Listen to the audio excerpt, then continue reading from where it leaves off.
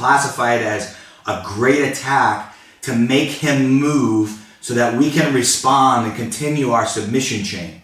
So if I'm going on the Udagatami and he begins to drive himself back into me, go ahead, Kyle. Yeah, look what he can come back into, okay? He can come back into triangles. He can come back into where even if I can't get that angle, it rotates here, he pulls his elbow down, and we bring the arm back to the safe side. I love to have the arm on this side of the body as much as possible in trap triangle so that I can continue my submission chain. I can go right back to opposite triangle. I can look to roll the elbow and go for Kimuras or finish that opposite side or Hantai Sankaku and then get back on the submission chain. Okay, so we'll take a look again at the Udagatami and the hopeful details that you can get to create some submission power, but again, probably not breaking competitive submission power. Something that you're going to learn that I learned very quickly in the gym, some things will tap your training partners, and that's great because it's fun. It gives you longevity of training jiu-jitsu. But when you go into a competitive environment, those things that tap some people in the training are not always going to tap people in a competitive environment. That's why I prefer strangles, because strangles, you know, it's going to put somebody unconscious. But you have to keep those things in mind, and you have to be a little bit realistic about your approach to finishing. I listen to the high-level coaches that have a lot of competitive experience, and or their athletes have a lot of competitive experience. Can tell you, well, you know, the percentage of breaking this in the competition is very low.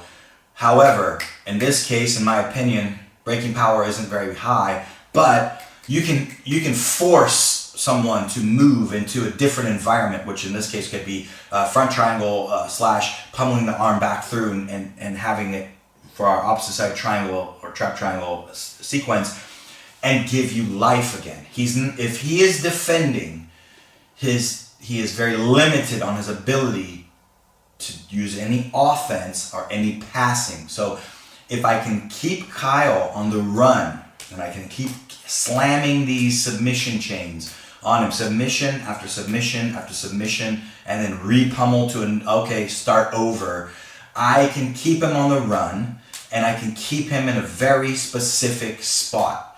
And some of these submissions that's their purpose. Their purpose is, you're not having success with an opposite side triangle. You're not having success with Kimura. So now I don't want him sitting in, making posture, working himself out. I don't want him to be able to think. So then we're going to pry the arm out, go clasp Kimura, reverse Kimura. Okay, no, it's not working. Udagatami, it's not working. Now we go back to front triangle. Now we pummel back in and we are safely back to where we started. Every good system will get back to ground zero hopefully, if everything goes wrong, it's going to go back to ground zero and be able to repeat itself. That's the definition of that system. It just keeps going around and around and around and around and around until hopefully, bang, you get your desired result, A, B, or C. So let's just take a quick look at one more time. Udagatami. I've gotten myself to trap triangle. And you can go opposite triangle. Maybe I don't even want to do opposite triangle. And his arm is in, and I want to pry it out.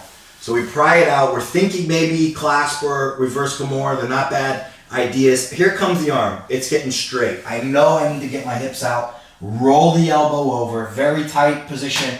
This hand helps me make a final roll. But legs are in good place, so I can keep my hips away to get some cranking power. Kyle defends well. He drives himself in, points the thumb to the ceiling, and starts bringing his elbow back down. I go into an over grip. I bring the arm in, and I repummel myself back to square one, and I can start going back to triangle, back to opposite side triangle, and starting over.